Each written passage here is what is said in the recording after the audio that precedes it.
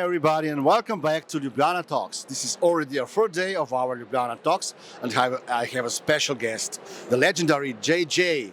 Good morning. Jan-Jaap, hello, Hi. welcome to our improvised studio. Well, Jan, how does it feel to be at IMEX? Good. Good? Lots of old industry friends. Lots of, I hope, new industry friends. It's buzzing. I've been working a lot in the education area. A lot of great education there. So overall, great experience. Yeah. We'll talk about different topics which were covered in the education area. Surprise So me. let's start. Nothing special, actually. You heard a lot of that things, but we want to hear your opinion about it. Good. Let's start with experience design. Yeah. What do you think about this design of this event? What can you say about it? Ooh. What would you change and what is amazing? This is, of course, a trade show. Yeah. Yeah. Well, and in my opinion, a trade show should be about experience. I mean, and in many of these booths, they are talking about the country, and they are not allowing us to experience the country. Yes, there is a drink from the country. Yes, there is something to eat from the country, but try to make me experience what your country feels like and what it is.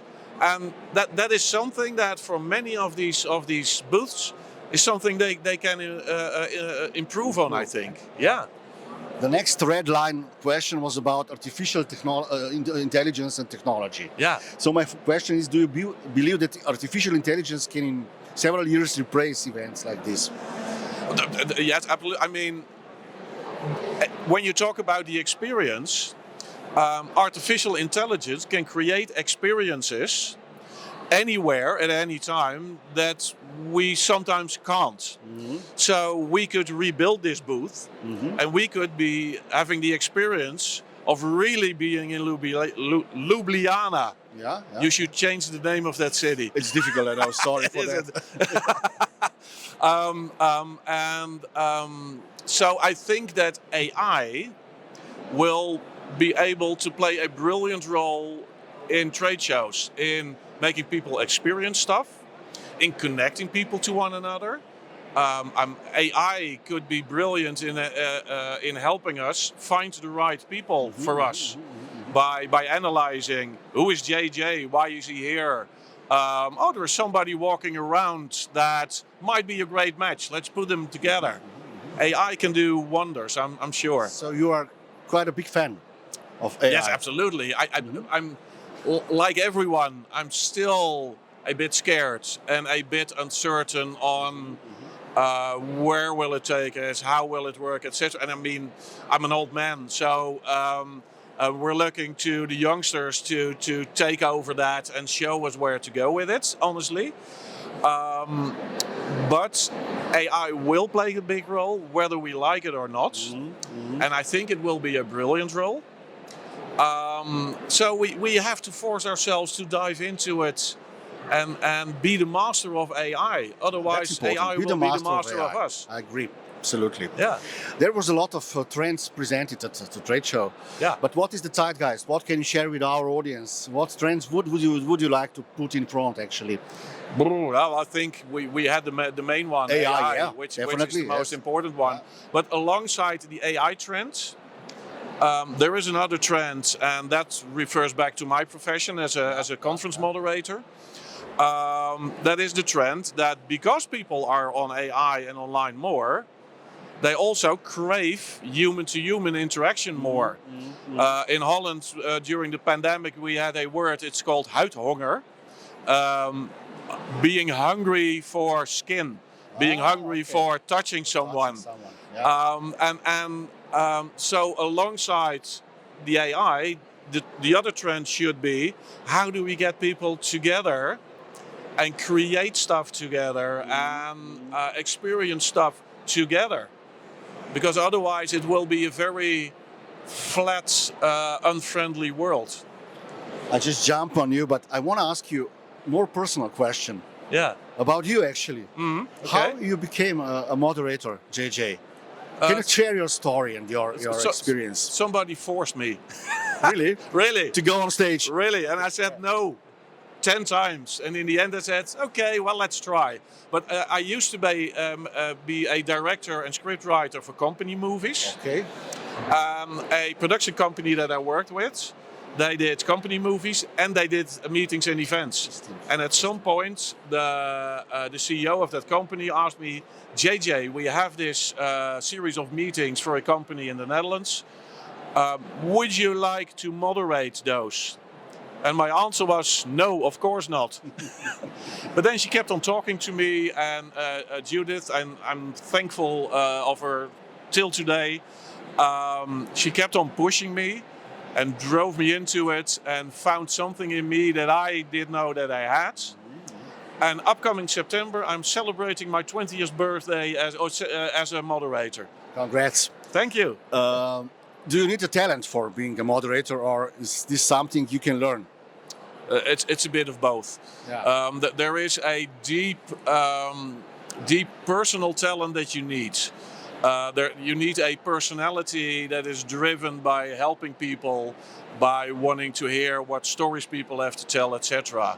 If that deep personality drive is there, then there is techniques that you can learn, and there is experience, and by doing it a lot, you learn more. So it's a combination of both. But the best moderators, in my opinion, are not the people that really want to be on stage. Because most of them are on stage because they want to shine themselves. The best moderators are people that want to help others and kind of end up on stage by accident. Interesting. But what are you doing 1 minute before the show? What is your routine? Last minute or minutes before the show, I'm zoning in. I don't want to be disturbed anymore. I'm just walking around the room, feeling the room. What I often do is go to the back row and sit there for a few minutes in order to kind of calibrate how far the stage is away from that back row, so that I know that when I'm on stage, how big my presence should be. Stuff like that. Yeah, feeling the room. That's the most important thing in the last few minutes. So guys, we detour immediately to moderation, but we are going back to IMEX, okay? Yeah, good. And we'll come back to moderation for sure. Eurosong competition was full about high tech. Yeah. But also about content at the end of the day. Yeah. So my classical questions comes: high tech or high touch? Both. As a comment of Eurosong competition. Both. If somebody puts a gun to my head and I have to choose, I will go for high touch. Yeah. But the high tech adds on to the experience, and that's the thing with tech, with AI, with technology. We should be careful in making sure that it is an add-on to the high touch. But the high touch should always be the driver, should be the basis, because that's human interaction. And high touch in the sense of the stage design at Eurovision Song Contest was amazing. It was really out of this planet, brilliant. But it does not work if it's just this gold layer and the core is rotten. It only works if the core is there. And that's what from my job as a moderator, I always try to help my clients go back to the core of human to human. With the simplest thing, if there's a voting tool, make sure it's not just the tool that you use. Make sure that the tool is enhancing the communication between people. And then you're doing a great job. Amazing.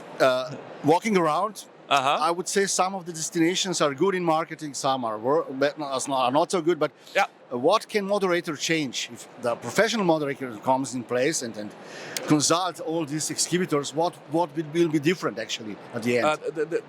What would be different is if I would be moderating all of these booths. Which, by the way, if you want me to moderate all of these booths, give me a call and I'll be happy to.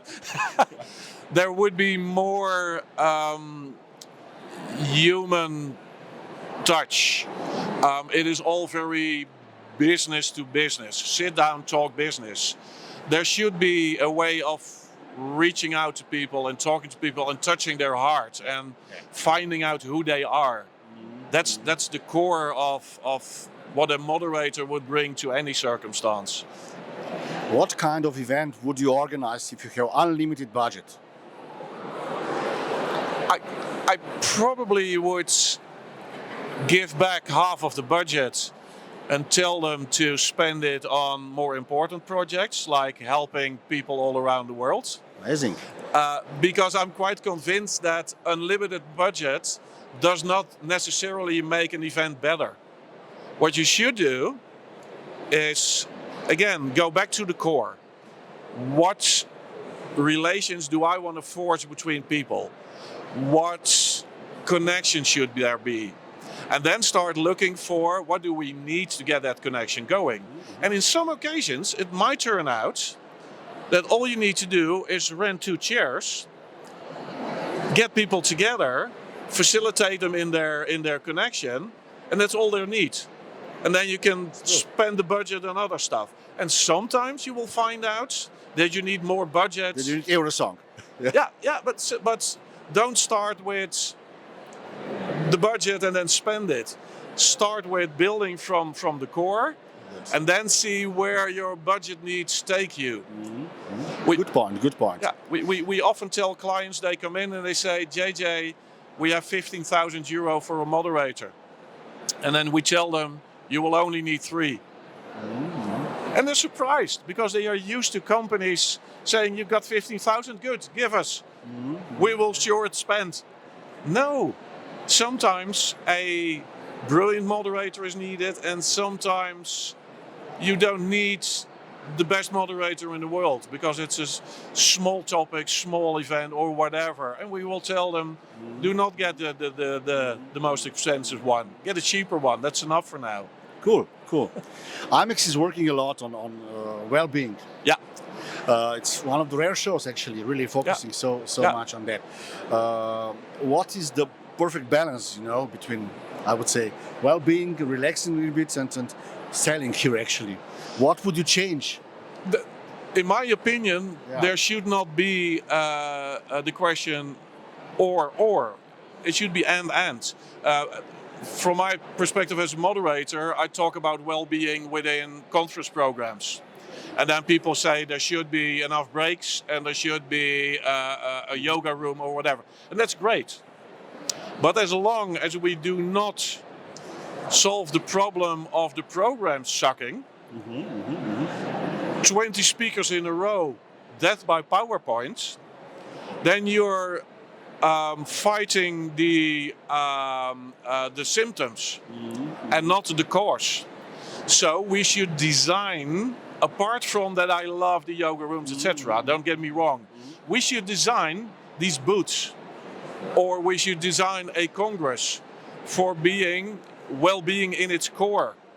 And if you as a participant feel happy in every session that you're in, because it's about you and because the formats change every time and because it's not tiring, etc., that is well-being.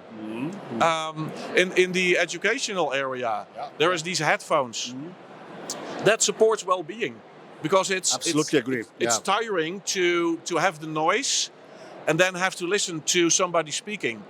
With the headphones, you turn off the noise. That's true. So the headphones are just as much adding to well-being as the yoga room. Yeah, I agree. Absolutely agree. Of course, sustainability is a hot topic, but I will ask this in a different way. A colleague of mine said that the most beautiful islands in Croatia are a little more than nothing. So this is a perfect definition of minimalism, or the most beautiful things in the world. So less is more. Yeah, absolutely. But how can we achieve that? Are we there, or are we, From a standpoint of sustainability, there's still a lot to be won. Yeah. But I think sustainable events start with asking ourselves, why the event? There is too many events around the world that happen because we do it every year. And because there is no clear target. and therefore the focus on sustainability is just on how much travel, how much plastic cups, etc. Whereas I feel that if you would look at it more holistically and say, okay, what does this company need this year? What's the target? We need this and this. What does the event need to add to that? And then sometimes the conclusion might be, okay, so we don't have to travel this year because we can achieve this by simply sending around 2 emails. Yeah. Let's skip the event then this year. Only get together when there is added value in getting together. And if we only focus on air miles, how many miles flights? I mean, that's rather one-dimensional. If we could solve the wars in both Ukraine and Gaza and anywhere in the world by having people fly 10 times around the world, that would be a brilliant investment. That's true. And then people would say, but it's not sustainable to fly around the world 10 times. Yes, if we can get world peace by doing that. You are talking about beyond carbon footprint things, Absolutely. And this is a holistic approach. I totally agree with you. I mean, of course, carbon footprint is important, but it should not be the only button that we're when this will be a normal topic, we will not on a top in a program. Then I will be happy. I would say. Good. Like I don't know, airbags in the cars. This is not a topic anymore, but it was. I would say decades ago. Let me finish with my a little bit of PR and product placement. Good. You were in Ljubljana several times. So yes. What can you say about Ljubljana as a city for meetings and events? And of course, you are a big fan and supporter of our event, Conventa crossover. So, can you tell us more about that? I love Ljubljana. It's one of my favorite cities, and it's not because he's paying me. I really mean that. It is because it is a small city with everything in it. So whatever event you have there, people will be able to also experience the city because it's the people in Ljubljana are friendly in Slovenia in general. Thanks. It's probably the most friendly people I know around Europe, and it's beautiful. It is, and they focus so much on sustainability. So. If you could solve the fact that it's hard to get to Ljubljana, I have to be honest here, sorry. Although he knows that you could also go to several other airports and then travel by train. Yeah. But you have 9 of them. So nine surrounding airports. So and the Conventa Crossover Conference is a great conference for people in the industry to get a new perspective on their profession. It's one of the few conferences where experiment and where new ways of looking at things are at the core of the event, and I love that. Thanks. So reserve date, the date for 2024 Conventa Crossover is 9 to 10 September. So be there. And the last question, did we learn something from Corona? You had a terrible experience with that. Yeah. And to make this industry better and more responsible, more sustainable, or we are back on track as it was before? Yeah, I have to say that I think that for 95% we are back on track as we were before, which surprised me and which kind of makes me sad. I think we should take more learnings from the pandemic and from the change that we changed so much in the first 2 or 3 months of the pandemic. The creativity, everything was brilliant. As you said, I suffered from Corona heavily. So on a personal basis, I would not do it again. Yeah. But as an industry, we should do that every 10 years. Ruin everything that we know and simply... rebuild again. Yeah, absolutely. Yeah. JJ, that was amazing discussion we had. We finished with fire questions. Yeah. Being participants or attendee? Participants, of Can course. you explain this? Yeah. That people will understand the difference. Attendee is sitting and listening. Participant is actually being part of the experience. Sea or mountain? Ooh, that's a hard one. Probably my wife will be watching, so I have to say mountain. Thanks for watching us and thanks for your time, JJ. Yeah. See you soon again in Slovenia in September, as I said. And guys, power to the meetings.